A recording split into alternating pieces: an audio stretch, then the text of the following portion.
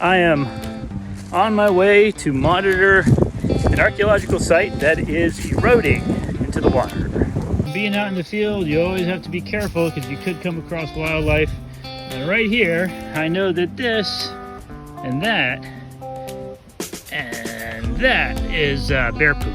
This is black bear. This is called a shell mitten. Basically, what this is thousands of years ago when Native Americans were living in this particular area at this site, they were collecting shellfish, oysters, and other types of sea creatures from this bay, and they were using them for food. And when those shells that they were using for food were discarded, they basically discarded into a large pile. As you can see, it's eroded quite a bit, and you can see these different layers of shell deposits that have been built up over hundreds or even thousands of years.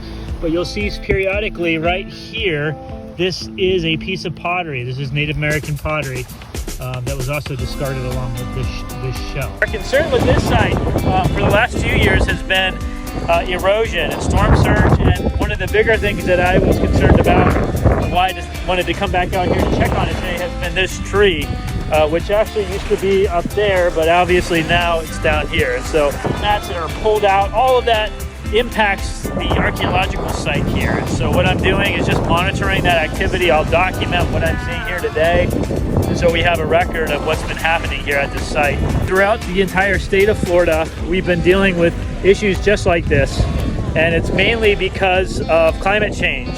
So sea level rise, more intense storm activities, flooding, erosion, thousands of resources, thousands of sites like this are going to be lost over time as this material is being pulled out from storm activity and erosion. It's being pulled into the water here.